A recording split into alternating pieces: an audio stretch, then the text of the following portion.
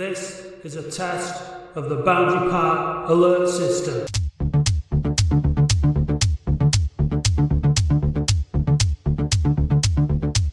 Hello and welcome to a special bonus episode of the Boundary Park Alert System with me, Matt Dean.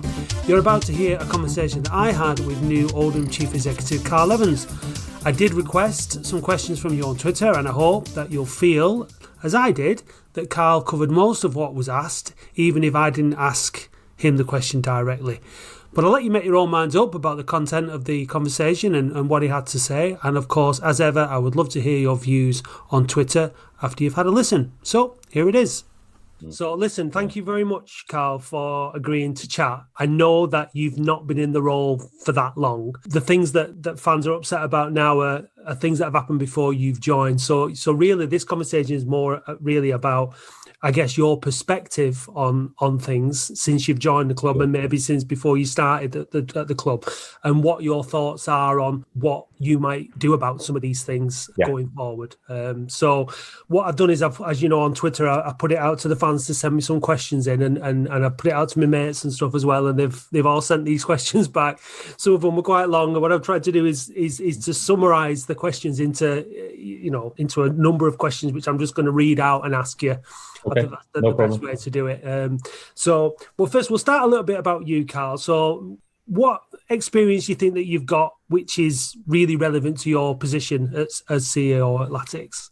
Okay, well, I'm going to apologise in advance because it might sound boring, but I'm going to mention other clubs that probably historically Oldham fans don't want to hear the names of, but they're part of my history, so I'm going to have to mention them. What have I done? Well, the good thing is, from my career at Manchester United, which spanned 26 and a half years, I went from payroll to accounts. I was chief accountant for 10 years, and I was director of venue, which basically involved everything to do with the business, which was the catering, the hospitality, the ticketing, the non-match day sales, etc. So I've had experience of all those areas, which probably links you more into a role of COO, really, or CEO at a smaller club. I then did quite a bit of consultancy with Liverpool, and I went to work at Salford City because I know the owners, obviously, from my United days, and did a business plan there. So I started to understand, at that stage, they were in, I can't remember what league, it was Northern Premier, I think.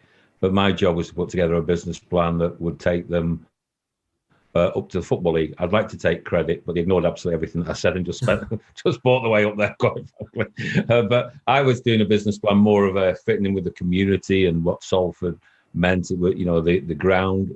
I got involved in the new ground at Moor Lane, which was built purposefully in a way that fitted in with the community, rustic and industrial in its appearance, as opposed to just building something that was brand new, a bowl, similar to other new stadia. So, and that was important. And Salford had other opportunities to potentially move to, AJ Bell or something like that, which they didn't want to do. So that, again, planning permission, stadium, understanding stadium. I'd done a little bit of project work at Old Trafford, but not only the new quadrants. And then did a little bit of work with Harrogate Town. They were getting a little bit concerned in a nice way that they were getting close to being a league club and wanted to know what that would involve. So did a couple of months with them. Great club, lovely people, fantastic owner, very, very wealthy, but you wouldn't think so if you met him, and I mean that in the nicest way. And they just want a sustainable football club. They don't want to get carried away. What I really loved, I saw him literally a few days because the lockdown interfered with our final chat and where the club were going, and in that time they'd been promoted. So it was an interesting conversation, but great to hear that their intention was to keep the spirit going in the right camp, not get carried away with being a league club and what they gained. I mean, they have trouble with crowds. They've not got many. Harrogate's not a footballing town necessarily, but as I explained to them, once we get crowds back, there'll be a local interest of, we've got a football club, let's go along and see it. And the away fans will want a ticket because they want a bean. So I said, year 2 is your key factor, because year 1, even smaller clubs like Crawley will bring 300-400, but the following year they'll only bring 50. But if you look after them the first year, they might bring a few more because people say what a good away day is. So all that sort of experience. And then obviously the one that, I got some stick quite rightly for when I first joined Oldham was Bury. But Bury was a real shame because I know people won't want to hear this, but, great set of supportive supporters to me, because I like to give a little bit of get involved on Twitter. I won't get as involved as Andy Holt or Darren McAntony, who are the two leaders of the owners of football clubs. I'm not an owner. I'm just here as a CEO. But that learned me a lot of things as well with Bury. Warning signs. The salary cap coming in potentially would have saved Bury if it had come in 3 years ago. Bury would still be alive today. The owner made a very bold statement about getting in the Championship in 5 years. That was before my time. And that was a noose around his neck, really, because he kept getting players in that he couldn't afford. Some of the salaries that were posted in the press were nowhere near. They were double what the top player was earning, but it was still too much for Bury. Bury had a fantastic training facility that, let's be honest, they couldn't afford. But I used to write papers for the board saying, we need to stop this, Carrington, now. We can't afford it. Plus, we are a community club. We train 20-odd miles away from where the community is. It's pointless. We can't make this work as a community football club and get the community to buy into what we're doing. When we train 20-odd miles away, they had players living in Birmingham who travelled, never made the move, and they lived in Birmingham, a League Two club living in Birmingham. You couldn't make that sort of stuff. It was a free for all as a football club. And then, obviously, when the new owner come in, well, that's a different story. That's a trilogy in itself. That's a best-selling movie in itself. His idea, nobody quite knows why he took it on. He knew everything that was wrong in the club. But from a club perspective, commercially and business-wise, and this is where I get forgetting the pandemic at the moment. I know that's loose words, and I shouldn't really use it like that. But just pushing it to one side, is that commercially, Bury were doing very well. The staff that I had there, and from the commercial deals, and the crowds were up, season tickets were up. We were doing well. It took a little bit of time. There were still always dissenters because, as I said a long time ago, Matt, don't go in football if you want to be popular. You're always going to make some unpopular decisions. But we were getting there. It was good, but the money was just going out the club. It wasn't going for the good of the club going forward. So all that mixed in of lower league, the glossy Premier League. But people mustn't forget when they see my career and they see 26 years at the biggest football club in the world, allegedly. When I started at United, 1988, there was, apart from the players, there was only 50 staff, which, Manchester United was a big name, but it wasn't a massive club like it is today. I mean, there's 1,000 staff all over the world now, but there was 50 staff full time, and that was it. So it was a great family club for years. And when they use that family, it's overused in football. But it was a proper, everybody was in it together. And I'd like to think that's what made, and the Premier League money, we all know, in 92, etc. But it was a real, if I could get a quarter of that any other club I worked for, that I could get, I wish I could get back. That was something that Oldham was always known for being, was a family club. That was all the players that came and left over time, all the staff that came and left over time. So there was always a great family feel within the club structure, within the staff, and obviously amongst the fans and whatnot. That's not something that's being said anymore. So the perception of Oldham has changed from an outside point of view. So that's obviously something that you've obviously got a lot of experience across the game, and you know what you say about using those names. Those names are good names to us, because it's good that you had that experience at Bury. It's good that you've seen the game at the top level and that you've got a whole perspective. So it's all about having the right person in for the job. That's the most important thing. So we're glad that you bring that experience. But I want to move on to my next question, which is, regarding the owner, you've spoke about owners, working with different types of owners in the past. In the short time you've been at the club, you must be aware that there is a significant divide between the fans and the owners, and many long-standing fans are now turning away from the club in protest to what's happened in the short time that Mr. Lemsgom's been in charge with his brother. Have you discussed that with him, and what's your take on the situation, and also what's his take on the situation? Yes, I have discussed it with him straight away. I discussed it with him before I took the job, because obviously I read Twitter and I read newspapers. So yes, I've discussed it with him. I've subsequently discussed my early findings with him. He's away at the moment, but I send him a weekly report, something that he's never been used to, of various areas of my own thoughts. I told him I was going to be honest and blunt with what I felt. I need to support him because he owns the club, but he needs to support me in what I do. So if I'd make recommendations about what he should be doing, which won't be too taxing, I need him to support me. I want him to sort of try and join my attempt to start afresh. I know there's bad, and I know we'll come on to that in a minute, but I'm trying to I'm listening to fan groups. I'm listening to individual supporters. I've listened to every member of staff about what it's like to work here and what the fans say and what the fans think. And what I've said to him is, we can start to turn this around. Today is the start of trying to turn it around. There's no magic wands. When fans want an interview, he's had abuse before, but as I told him, so have I. I used this story to the guys on Push the Boundary the other night, that when you've got 10,000 tickets for a European Cup final, and I was head of ticketing at the time at United, and there's 600 million fans around the world, there isn't one name I haven't been called. Anybody can come up with that. It might be a competition, because I can assure you I've been called it by many. So I've got a thick skin. You have to do, but he has to try. I think he's possibly been influenced by others of things are really bad. I think he's had some bad experiences from what I've heard at fans forums, etc., or meetings where maybe a couple have got a bit brave when they've had a few pints, and that's upset him because he won't understand that culture of having a drink and etc. I'm not defending, by the way, because he said to me he's made mistakes. We've not gone fully into the mistakes he feels he's made. I have said that he would, the club would, and I would benefit from some exposure to him, whether it was a website interview. I'm going to push and ask him to do that. I can't force him. I understand that things have gone on in the past that might make him reluctant to do that, but I think it would be a massive step for all. It's not going to bridge many gaps. I get that, but it will be a step in the right direction. Just to be a little bit humble about what's happened in the past or what's not happened. If he's prepared to say what his not necessarily what his mistakes are, if he's prepared to say he's made mistakes, what were they?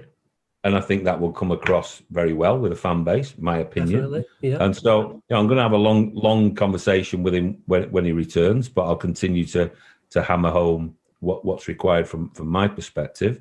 I said to him when I came in that I don't want to relive a Bury, because for me it was painful both emotionally, because I had an emotional tie to Bury. I was brought up in the area. I watched Bury when I was a young boy in the early 70s. Okay, I crossed over to United in the late 70s as a supporter, but I had an emotional tie that made me do things that were a little bit irrational, like paying bills, and they owed me a lot of money, and I mean a lot of money. I won't be doing that. I don't want to be put in that position to have to do that, because I won't do it. Again, I learned from that big mistake, because that affects me and my family, which I wouldn't do again. I want free reign on business decisions, not necessarily the football. I've been involved a little bit in the football things, which is quite nice, but I didn't ask for. But they are including me in things that are going on, which is fine. Every CEO should be, but I'm not. A lot of CEOs are precious about, I've got to be involved in every. I don't want to do, as I said to the lads the other night, the cheesy picture with the photograph and the guy signing. I'm not interested. Footballers and agents are not top of my list. I don't want to be the best mates, and I'm sure they don't want to be mine. I've not got an issue with that. Some CEOs get a little bit giddy around players, and they probably have done here in the past. I'm not interested in the slightest. So, I've made my position very clear. I'm not going to be a puppet to the show. I'm not going to be a spokesman on behalf of the owners. I'll be a spokesman on behalf of Oldham Athletic Football Club. I will, listen to what the owners say. It's their football club at the end of the day. But I think they've realised already I have my own views, and I'm prepared to air them. I'm prepared to go my own way. Talking to, and I must stress that Abdallah in no shape or form has told me not to speak to people. And I can categorically say that. He's not, even through his own maybe bad experience, he's not said, you're not talking to them, this and the other. Not once, which is good, because if he had, I think we'd have fallen out. So my first experiences of where they are, Abdallah is passionate about making this football club work. He inherited, I wasn't around, so I might be a bit wrong in what I'm saying here, but it wasn't in a great state when he came in. What I have said to supporters is, having gone through the experience of Bury, when a new owner came in, and then 6-7 months later, Bury Football Club doesn't exist. Abdallah came in 2.5 to 3 years ago, and Oldham Athletic still exists. I know it doesn't exist how people want, but it still exists. That's, from my perspective, is a tick. Not a big tick, but it's a tick, having been through what I've been through and knowing what football costs. Things that will dictate that we don't will help not get into a mess is salary caps and things like that, because owners get either desperate or conversely, if they're doing well, they want that last sign in, which they can't really afford. And then if it goes wrong, you've got the payback the later on down the line financially. So it stops that happening, which is great. So my early impressions with the board, I've not had any dealings with Mohammed. He's away since I joined. Is I've got free reign. I've not been told off yet. If I do get told off and I feel it's valid, again, I will say that's fair enough and apologise. But I'd like to think I'm not going to do, because they've got to understand I'm doing what I'm doing for the good of this football club. And I've got a lot of respect for this football club. I've got a lot of respect for the fans. If you talk to anybody at Bury, when Oldham used to come to Bury, I'd look out at 3,500 away fans. I know it's only up the road, and only wish that Bury could have done anything like that. So the respect for 3,500 not doing particularly well is massive from me, massive. So I want to work with those people and hopefully get us back on track. Well, you actually answered quite a lot of what I was going to ask you in that answer. Sorry. No, that's fine. In terms of how you might sit within that management structure and having the freedom to take decisions that you feel are in the best interest of the club, even if it contradicts how the club had been managed prior to you taking over. So I think you answered that question in that answer that you said then. Obviously, the club has had a lot of negative press and PR, and you've mentioned you've covered communication, from the owner, reaching out, being honest, which is all fans want at the end of the day. It's all we want. We just want to be kept informed, and then we can judge things as they are, as opposed to rumours and all the rest of it, which is negative for everybody. So you covered that as well, which is another thing I was going to ask you. I was going to ask you about Mo's role, but you've probably not got as much of an idea as you will have because you've not met him. I can do. I would like to answer about the role, because I sort of like. Look, I don't know Mo. I've met him a couple of times. However, people are saying about his qualifications to do the role of sporting director, and he's got the job because it's his brother. I asked the question back to somebody who asked me this the other day, and I said, well, what qualifications do you need to be a sporting director? It's pretty much a new role. There is actually a course because I did a Q&A for them about a year ago. There is a course at Manchester University. However, the qualifications, if you look at the people who are very, very successful sporting directors or directors of football, there's no trend. They're not played for England 100 times or Scotland 100 times, or they've managed a World Cup winning side. There are guys who've never kicked a ball ever in their lives at professional level. There are guys who have kicked a ball at professional level. There are cases of people who are just very, very well connected in the football world. So the qualification to do it, questioning Mohammed, is potentially unfair. I mean, there are. But it is a results-based business, and he's been in the job for a couple of years now, and the team's getting worse. We're languishing at the bottom of the division. The turnover of players and of coaching staff is unsustainable, because when you need consistency, you need stability.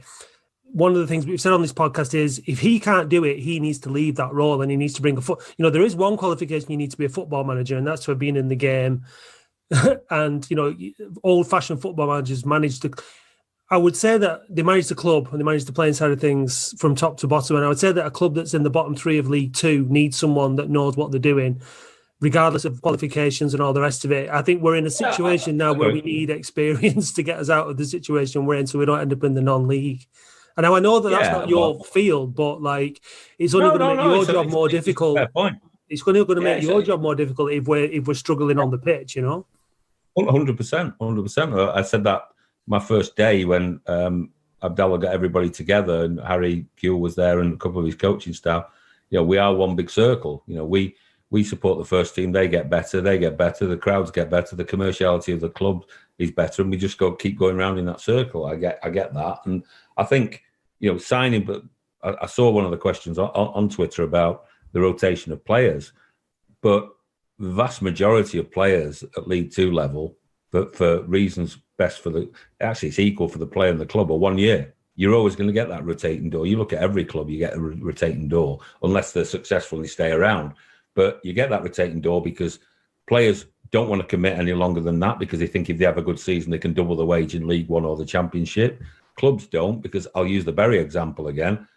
Well, sorry, Carl, to cut across you, but that's not why we have that revolving door of players. We have it because the manager or the head coach keeps getting changed, and there's just no consistency. The coach doesn't have the time to build a squad. Right. Or we have good players like David Wheater coming in who are then not allowed to play for whatever reason and things like that.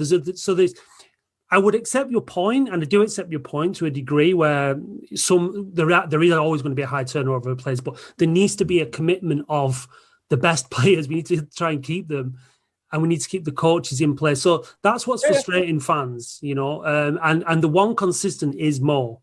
He's the one consistent through all these people, and so it appears that he's not doing his job, to the standard that is expected, I should say. Yeah, and third bottom in League Two will say that you've got a point. And last season, 19th out of 24. Whether it's picking manager or players, and whether the player fits the manager, at the end of the day, players fit the manager or vice versa. I think it is always a difficult combination. I think the sporting director is a role that. Well, I'm not sure you do get any thanks for it, really. I think you do. I take it on board. If you get into the playoffs, or you get promoted, you get plenty of thanks for it. Doesn't the manager take all that praise? Well, I think, at least you can take joint credit for it. Do you know what I mean? What we're looking at here is we're looking at if Harry Kewell gets sacked after a number of games because we're not performing properly, it will just look like it's kind of is it really Harry Kewell's fault? Now, I don't expect you to criticise Mo and his position. Too much at this stage, but. I just think that they're going to become a point where if things don't turn around when his position, if it isn't already untenable, it's just how is it justified, and it's not necessarily for you to justify. Maybe it's for Abdallah to justify, for Mo to justify. Mo, we don't hear from him at all, ever. He is a public figure. He is responsible for recruitment at Oldham Athletic. The manager speaks out, you speak out. He really needs to talk to the fans and let us know. Just for my education, though, Matt, has there been, and please don't take this the wrong way, it's not meant to be a sarcastic question, has there been no success stories whatsoever in the last 2 years from playing-wise? Some people that Mo has brought, some players he's brought in, has there been nothing? What I pick up is he's totally useless, he hasn't got a clue, blah, blah, blah. Are we saying he's never brought, he might not have brought 11 in that have worked, but are we saying there's not one decent player that he's brought in? No, I don't think anyone's saying that. I think but the turnover of we haven't made particularly any money on any of the players that they brought in. There's not been any business done. So the idea is to bring them in and if they're good, sell them and make the club money and sustain the club that way. That's not happened. He's brought in more bad players than he's brought in good players, and we've not kept the good players that we've had. There's been issues with the good players that we've had, and they've left, and it's not always for footballing reasons. So look, I'm not expecting you to answer this and to be able to fix this. It's just a massive concern from the fans, and we've all supported the football club long enough to see that it's not just the head coaches that are responsible for success on the pitch.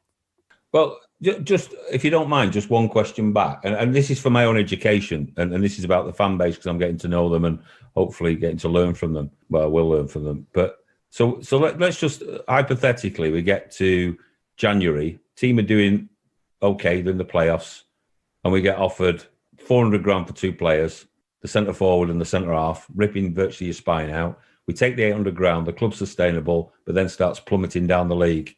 What's the reaction? Well, we then end up 19th, but we survive. But we were just about to go up in many people's eyes. But then we sold the crown jewels. What's the decision? What will people prefer? It'd be nice if we were in that position and then we could talk about it then. But we're not. We're third bottom from League Two, and we're not making any money off any of the players. So, we need to get up to that point first. We all understand that it's a difficult job. For Abdallah, we understand it's a difficult job for Mo. It's a difficult job for everybody. We know that. But we also know that it takes time to build a football team, to build a squad, and no one's being given it apart from Mo. And so that's why he's becoming the target. Do you know what I mean? Because he's the one, consistent one, when nobody else is being given time. And that's where the frustration lies. And that's why it would be nice if that was addressed publicly to the fans, to say to justify that position, because the managers they're gone, and then when we move on. So look, what I'll say is that just to finish it, Matt, if you don't mind, that I'm sat here in a position of little knowledge because I've not worked with Mo. I don't understand how he works. I'd like to, but and see what his strategy towards players is and how we go forward. At the end of the day, that there is a process in most clubs, a lot of clubs, about the sporting director is just sent off to find a left back, a right back, a centre half, and then the head coach, which is the new name for a manager, is there to coach them. And whether that's right, whether that combination's right, whether the manager's asked for the right players, whether Mo's delivered the right players, I can't say. It's very easy for the sporting director to say, well, I brought in all the players that he wanted and he couldn't get them to play on the pitch. It's an easy excuse to make. We've had plenty of players signed when we've been in between managers. So, they're not given the opportunity to, we're having players signed by the sporting director, and then a manager says, go off and manage them. And then when he doesn't get the success with them, he's sacked for not getting the best out of those players. And so the synergy between it all isn't, there needs to be a relationship developing between the head coach and the sporting director. If that's ever going to work, that needs to be given time to foster. And it seems that relationship only works if things are going in one direction, and as soon as any of the managers start to challenge the status quo, they end up out the door. So there's the thing is, Karl, there's patterns that are emerging with all these different managers. It's not that it's different every time. There are patterns, and that's what's concerning to fans, And like I said before, your job in engaging with you seem like someone who's very open to talking, open to criticism, open to dialogue, and all these kind of things. Your job's going to be very difficult the longer that keeps going on, to actually really engage with fans, because it's one thing we hear it a lot, fan engagement.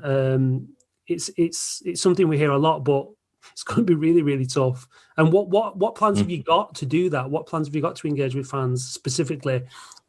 Well, there's some, what I would say, it's been done before, but not necessarily done to the levels that I'd like it to be. I'd like fans to get involved in some decision makings. For instance, I was talking to, I don't mind sharing this, I was talking to Hummel today, about the kit for next season, and I want the fans to have a vote on that, and over social media or website or whatever it may be. I've talked about the badge, and where do we go with the badge? Personally, just my personal opinion, I don't like the current badge, not the anniversary one, the owl thing. Yeah. I think it could be an American ice hockey badge or whatever. It's not what I call a football crest. So I'd want to put up some alternatives for the fans for that. So engaging in that way. Will I regularly? Can I answer every Twitter post? I'd like to, even the abusive ones. I don't mind having a bit of banter with. I've not got a problem with. How else would I want to engage? I believe in fans forums, not necessarily the open house where I don't mind doing those personally, and I'll encourage others. I prefer the regular every 3 months of representatives of each, so like the fan base, a season ticket holder, an older supporter, a younger supporter, somebody who travels away, a disabled supporter, or anything, a good mix of those. So we chat about issues. I'm happy to speak to all the fan groups, whether they're officially recognised or not. I want fans to tell me, because it makes my life easier, what they want from their club, how they want their club, what is their aspirations for the club. I asked to push the boundary guys, and I was really quite pleased with what the response was. I said, where do you think Oldham are? Well, we're a mid-League One club. I said, thank God for that, because I got the impression sometimes that, maybe some fans think it should be a Premier League side because they've had a sniff of that. Because most fans who've had a sniff, most teams who've had a sniff of that want to get back there, and it kills them.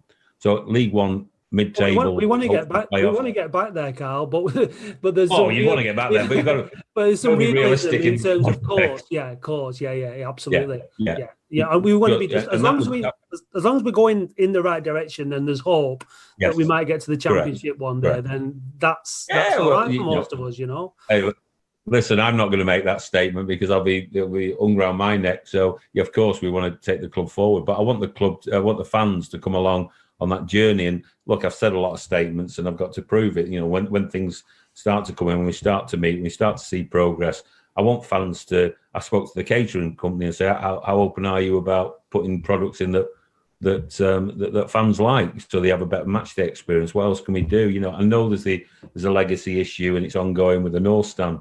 That opens up so much more. I know there was stuff being done anyway, and obviously the North Stand is still.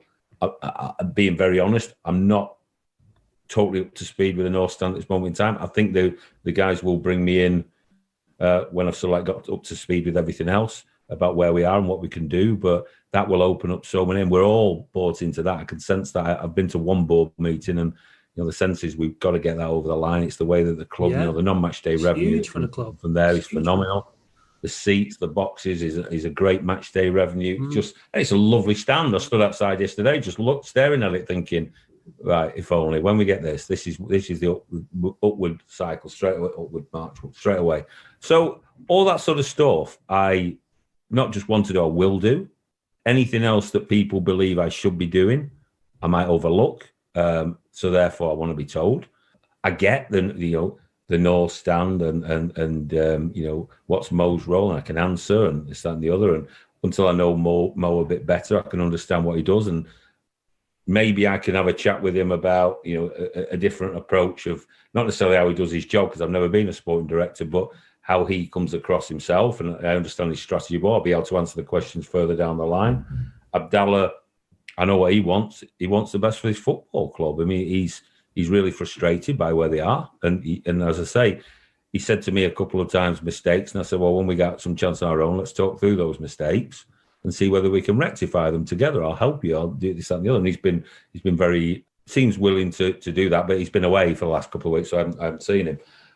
So I want fans to, within reason, we can't do everything. And the confidentiality is one that I'm really quite keen on in football, in retaining. I was at a very, very high level at Manchester United, and I didn't know who we were buying until it was announced. And that was what made it, special to me. The confidence inside, you were trusted. Well, it might sound like you weren't trusted, but you were. You trusted the people who were doing the right thing as regards to David Gill as the chief exec, or Alex, whoever it may be. And all of a sudden this player came out and you went, wow, there was a real wow factor to it. And I think confidentiality in any business is important. I think communication needs to be improved from the club. But I have to say, Mikey here does a good job. He's a bit of a lone ranger. I think we've got to widen what we do. We've got to widen the appeal of Oldham Athletic Football Club. I think we cover the first team quite well, but there's a lot of academy stuff going on. There's a lot of community stuff going on. There's commercial stuff going on. So people can see that we're trying to make things evolve and work in a difficult climate, but I'm talking about pre-COVID there. And I think that's what I see as fan engagement. It's everything. It's everything you touch that a fan might see, do, hear, smell, whatever, just to try and make it better. We're not Old Trafford. We're not Anfield.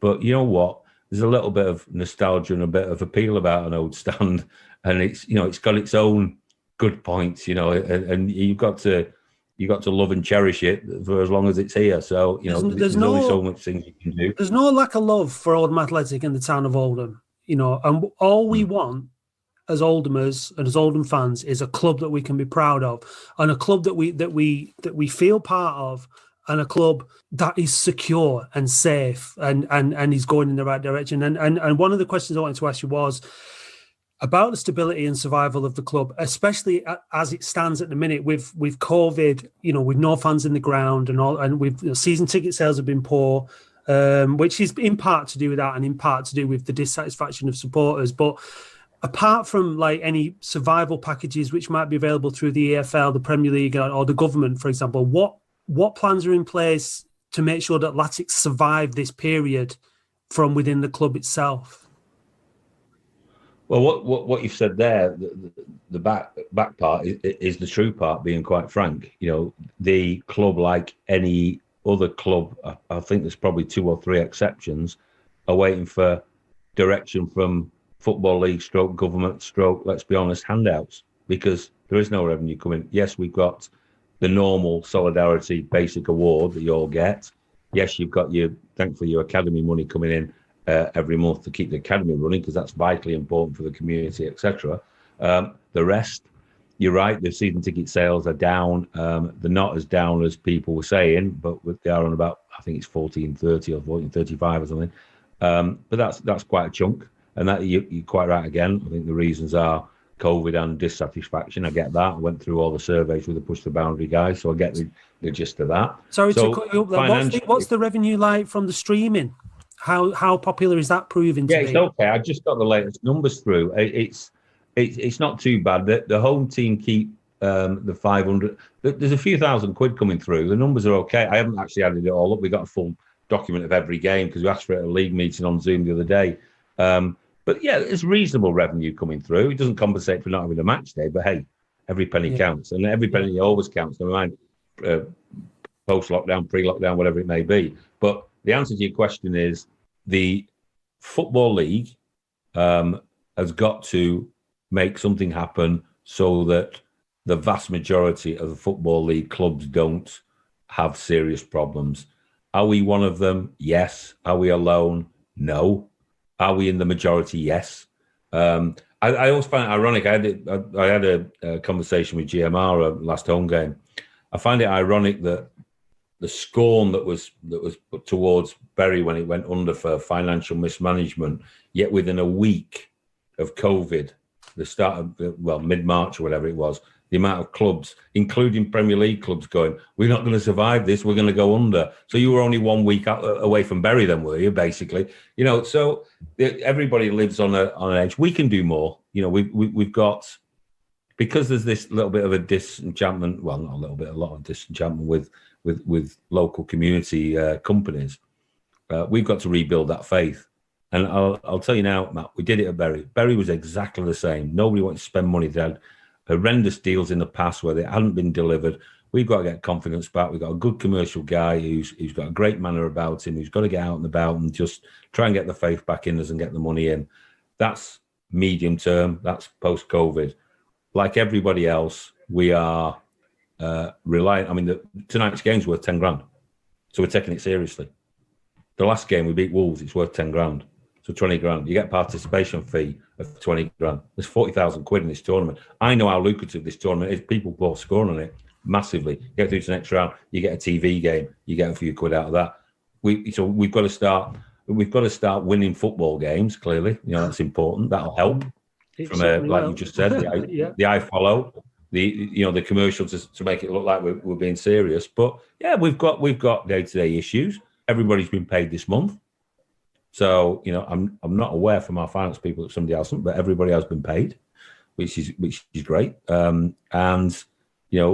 Again, all being well, that will continue. I'm saying all being well because it'd be wrong of me to say that. It's going to continue for the foreseeable future because I don't know. But I'm not sat here thinking, oh my God, we've got a month left or else. Far from it. What I'm thinking of is we've got as stable as it can be at this moment in time through what football's gone through. There's a letter, I think it was embargoed till 4:45 from EFL leaders, FA leaders, Premier, just telling the government to sort it out with football. I mean, I'll be honest with you, and I'm really not taking COVID lightly, but 1,000 people coming in the ground is actually probably going to cost us money.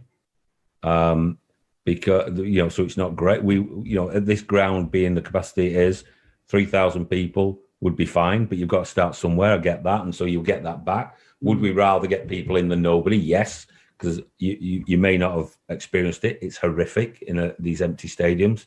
I've done every game. I was at Colchester on Saturday, and it's just horrible. It's horrible, the atmosphere and, hearing the players. It's like watching a park game. I don't mean the standard, but I just mean you can hear guys calling each other this and the other. Possibly the standard at times, Carl. Some of those earlier. I mean, the good thing about the Colchester game was at least had a bit of excitement to it. Do you know what I mean? There was a few goals, and Bahambula was a bit of a bright spark, and there was a bit of optimism there. Some of the earlier games in the season were, and especially when there's no crowd, it's pretty snooze-worthy, really. But it's not good. It's not what football's all about, is it? So it's. No, it's not. But at least there's something to watch. I think if I've not answered that question directly, it's because I can't. Because I'm not hiding anything from you. We are where we are. We're fighting. We're fighting like everybody else from a financial perspective. As I said, everybody's been paid, which is great. And there is on a sense. time. There is a sense of uncertainty. That's what you see. You're not denying that. There is a sense of uncertainty going forward financially for Oldham and for other clubs as a result of what's going on. Yeah, I think there is. I think we'll come through it. Don't get me wrong. I don't want anybody to think, oh my God, my club's about to go under. I think we'll come through it because the Football League, they're just not going to let it happen. They're not going to let it happen. And there will be clubs in worse positions than us. And so, we are, let's be honest, there's only a couple that you can think of off the top of your head or off the top of my head that can be bailed out instantly, and obviously Salford City and Harrogate Town. I'm not sure of any others that can say we are okay. We will get through this. You'll read what Andy Holt has to say at Accrington. They're a division above. They get a bigger central share, and he's talking regular about we're in down this creek without a paddle if we're not careful, if something doesn't happen soon. So we're all in it, League One. Think about the wage bill at Sunderland and think about that stadium not getting filled with their regular 30,000 and what the wage bill is there. So they're not going to be shouting from the rooftops, we're all right, Jack, either. So, it's life. It's where we are. It's where businesses are. And football, whether we like it or not, it's a passion and it's our favourite passion, but it's also a business. So we're no different than anybody else in that respect. But we're fighting and we're here. And that's what we've got to concentrate on and try and, talking to the finance guy earlier and just saying, look, every couple of £100 counts. I don't want anybody particularly spending money that isn't needed, but we've got to put football games on. We've got to keep the staff safe. We've got to keep whoever else here safe. We've got to keep people motivated, and we'll keep going. I mean, it's not a good thing because people lose their roles, but there was some staff who left some time ago, so the staff is at bare minimum now. I wouldn't have liked to have come in and had to start chopping. That would have been a negative start for me if I had started to make people lose their jobs. Nobody in my time, and no, we're not talking about redundancies or anything. We haven't got enough. We're at bare bones, so there will be things that we miss. But I'm okay. We can survive with what we've got. We've got some good people here. We've got some good people. They need a little bit of direction and a bit of motivation. It's tough times in football at the moment. It's tough time in life. It is. It's the time when you need as many people behind you as possible. You need as many, you need people to come together.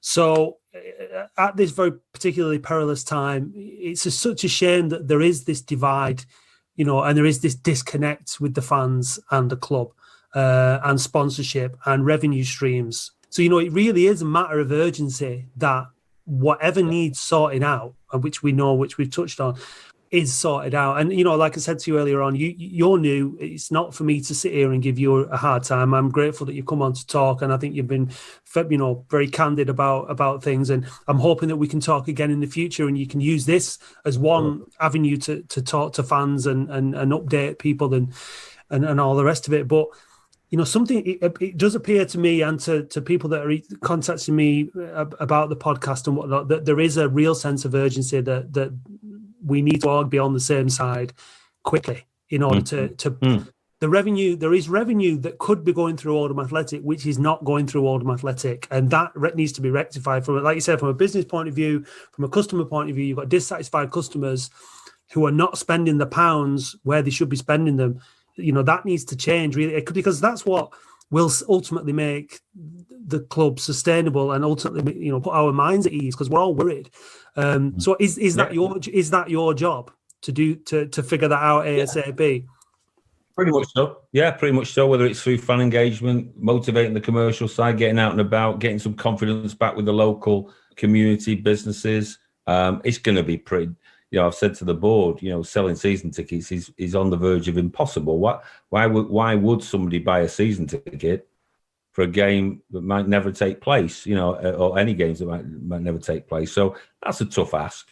The shop, albeit Hummel run the shop, but we get a very generous. I was pleasantly surprised by the deal that's been done. There's a few of the deals that have been done in the past that I wasn't so sure about, but this one pleasantly surprised. But he was telling me today that the shirt sales in revenue, I know it's a 125 year shirt, but they're virtually, I think it's 70% up on the same time last year in revenue wise. So we get a decent percentage of that.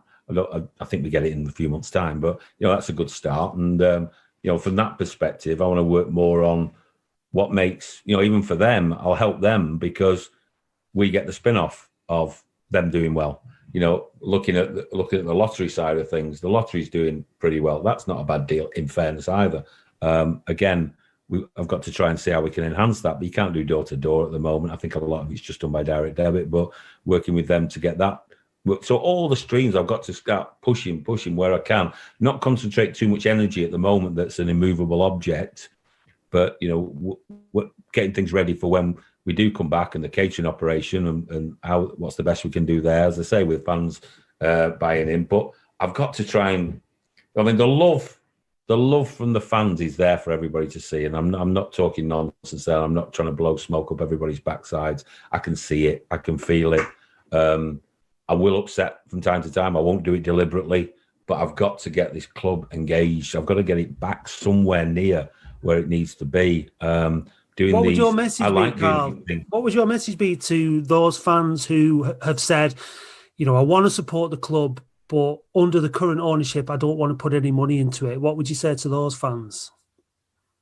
Well, I would say this because it's me, but my role is purely to try and get the fans back, and happy fans spend money, and it can this that, and the other. So I'm not going to be about the bush about that. I'm here to try and make this club as sustainable as it possibly can be. Try and make it successful. Support the first team.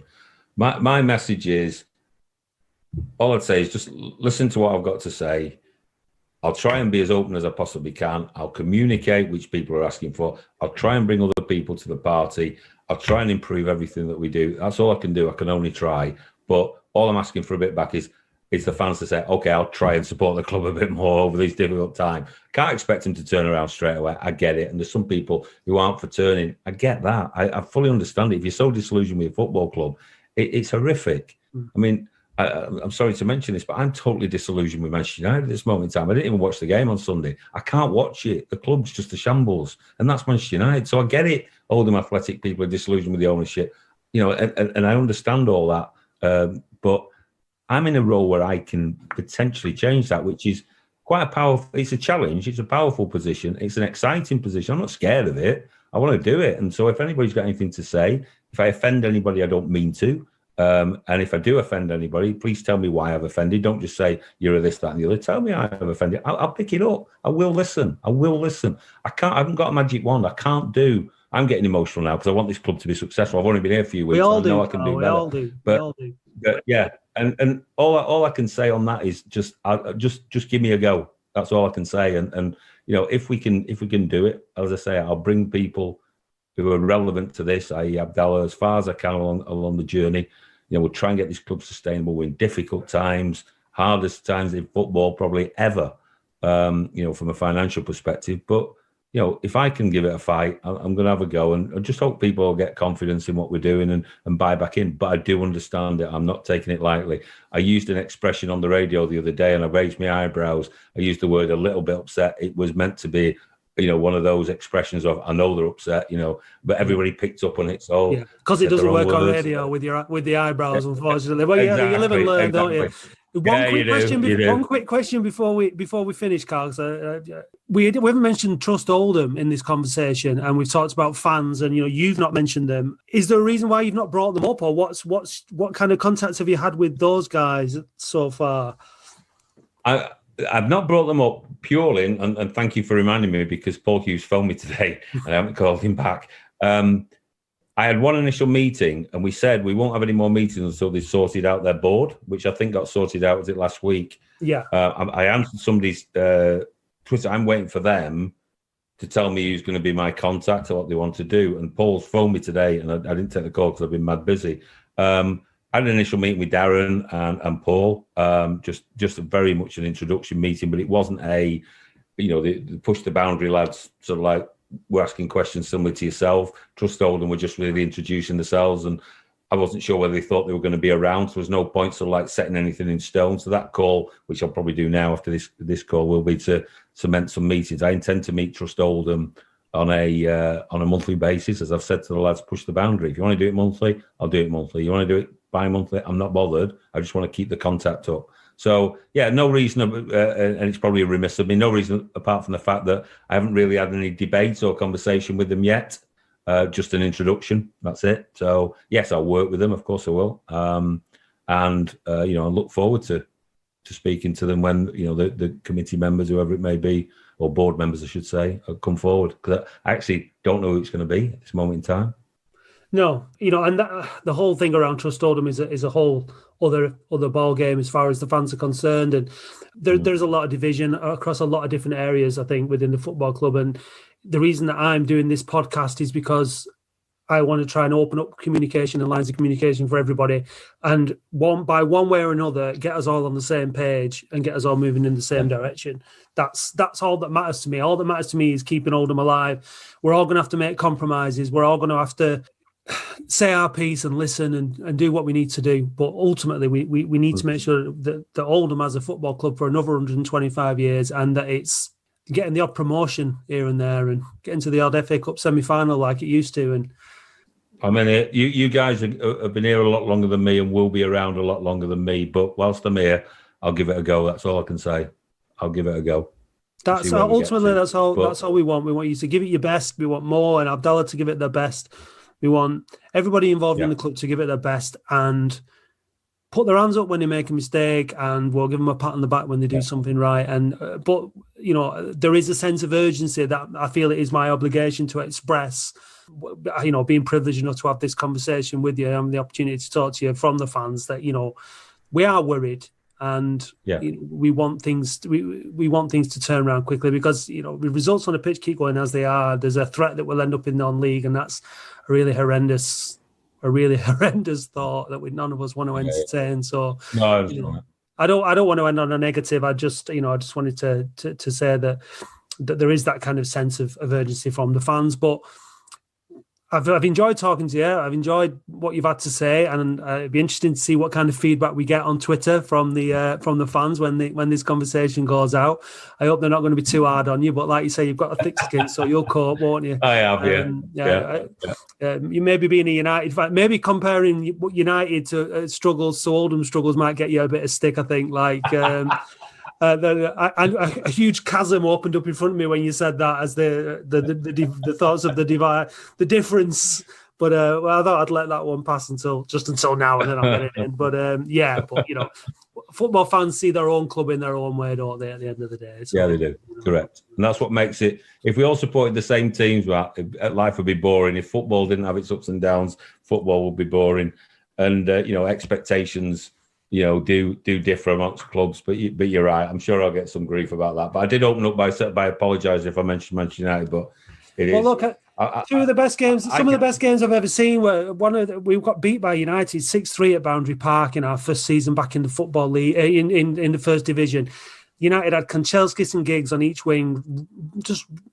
It was such a brilliant game of football. The Boundary Park was packed. It was a local derby. It was just magnificent. And when we beat United 1-0 at Boundary Park, Neil Adams' header, and it seems like a long, long time, because it's so sad that so many young fans have never experienced anything like that, because that's what Oldham can be, and that's what if we've had a taste of it, and it's 30 odd years ago, the taste is really starting to go now. You know what I mean? It's difficult to remember that flavour, but it was amazing. It really was amazing. No, and I was here for both those games, but I won't tell you where I was sat or stood. But I do remember the Neil Adams goal. Not quite as fondly as you, but I do remember it. But obviously my memories of that 6-3, even though we got beat 6-3, it's not that we got beat. It was just a fantastic game of football. It was just exciting goals. It was just, United were brilliant, and we gave them a game, even though they scored 6. We still scored 3, and it was brilliant. And we want that back. We want Boundary Park rocking, because it's a great little stadium when it's rocking. Well, Mike Milligan's a personal friend of mine. I've known him for quite a long time, and I came to a game I think it was like celebration of the final, against Forest. They all brought them all back. I think they went on the pitch, and I went to a pub. I can't remember where it was, with the team and all that sort of stuff. I had a bit of a night out, and Joe Rowe was there, and the stories and the memories, I still remember them now, and they were great stories. Great set of lads. I bet that's what you look at a club, and you look at Oldham then, and you could see that was a proper unit, a proper family, proper anybody. team spirit was unbelievable, and it was, it is sad to see, where it's gone from there. But you know what? You've got to, hope springs eternal, as they say. We've got to try. You do have to believe, Yeah, you do have to believe that it can happen, yeah. So fingers crossed, Karl. I look forward to having you back on the podcast again in the future when you've had a bit of time to be able to affect some of the things that are going on, and you can give us some updates if you'd be so kind to do that. We'd be very grateful. Absolutely, you're off to see Latics play Doncaster tonight, are you now? You're in the ground, ready to go? I'm ready to go. I'm sat here waiting for the kickoff in 45 minutes. So hopefully it'll be a win, get through to the next round, and a few quid in the bank would be nice. A few more quid. Good stuff. Right, well, enjoy the match. Yeah. Good to talk to you. Thanks again for your time. Thank you. All the best. Thanks very much. Take care, Karl. Bye now. The Boundary Park Alert System is a Studio 6 production. It's hosted, edited and mixed by me, Matt Dean. You can contact me on Twitter at Dublin Oafc and the show on Twitter, Instagram and Facebook at Oafc Podcast. Our email is bpalertsystem@gmail.com for all your voice messages, and please, if you like the show, do review and subscribe on whichever platform you listen. If you'd like to know more about Push the Boundary, you can visit their website pushtheboundary.co.uk and follow them on Twitter at PTB_OAFC. The title music for the show is by DJ and producer Starion, and you can visit redlaserrecords.bandcamp.com for more information.